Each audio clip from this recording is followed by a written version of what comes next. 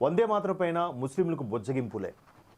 అంటే వందే మాతర గీతం సంబంధించి అందులో ఉండే కొన్ని పదాల గురించి ముస్లిం వాళ్ళకి ఆ మతం వాళ్ళకి నచ్చని ధోరణిలో ఉంది అనే విధంగా దానికి నెహ్రూ గారు సుభాష్ చంద్రబోస్ గారికి అప్పట్లో లేఖ రాసి మీరు దాన్ని కొన్ని పదాలు తొలగించాలనే విధంగా కూడా దాన్ని సిఫార్సు చేశారట.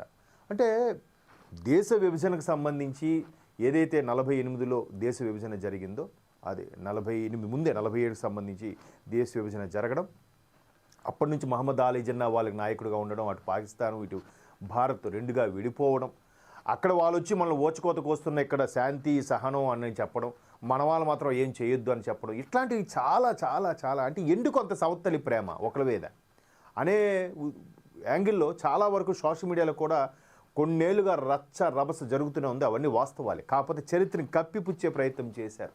ఎవరు ప్రయత్నం చేశారో మీ అందరికీ తెలిసిందే. అయితే ఇక్కడ ఒక్కసారి ప్రధాని వ్యాఖ్యలకు సంబంధించి జరిగిన రభస గురించి చూద్దాం.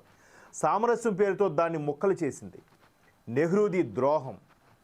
లోక్సభలో విరుచుకుపడ్డ ప్రధానమంత్రి మోదీ ఆరోపణలకు ప్రత్యేక చర్చ పెట్టండి అని ప్రియాంక గాంధీ యొక్క ఆక్షేపణ. అయితే సామాజిక సామరస్య పేరుతో వందే మాతర గేయాన్ని కాంగ్రెస్ పార్టీ ముక్కల చెక్కలు చేసిందని ప్రధాని మోదీ ఆరోపించారు. వందే మాతర గేయం ముస్లింలకు ఆగ్రహం కలిగిస్తున్న వాదనతో ఆనాటి ప్రధానమంత్రి జవహర్లాల్ నెహ్రూ ఏకీభవించారని ముస్లిం లీగ్ నేత మహమ్మద్ అలీ జిన్నా నిజంగా ఆయన కరెక్ట్గా ఉన్నాడు, వాళ్ళకి నిజంగా దేవుడే. ఎందుకు వాళ్ళ హక్కులకి వాళ్ళ పరిరక్షణకి ఆయన ఎంతో దోహదపడ్డాడు, ఎంతో ఉపయుక్తంగా ఉన్నాడు.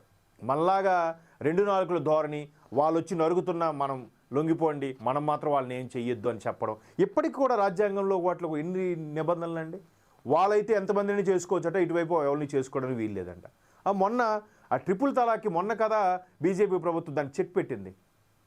భారతదేశం అంతా ఒకటే, అన్ని జాతులు అన్ని మతాలు లౌకిక రాజ్యం ఎవరికీ ప్రాధాన్యత లేదు.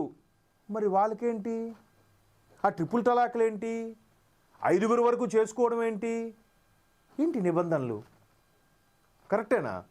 అంటే చాలా చాలా చాలా కప్పిపుచ్చేసి పాఠ్యపుస్తకాల్లో కూడా వీళ్ళు దేవుడు, వీడు ఇంద్రుడు, వీడు చంద్రుడు అని రాసేసి ఎక్కించేసి మిగతా వాళ్ళు ఎవరు నాయకులు కాదు, మిగతా వాళ్ళు ఎవరు భారత స్వాతంత్రోద్యమంలో వాళ్ళ ప్రాణాలు అర్పించలేదా?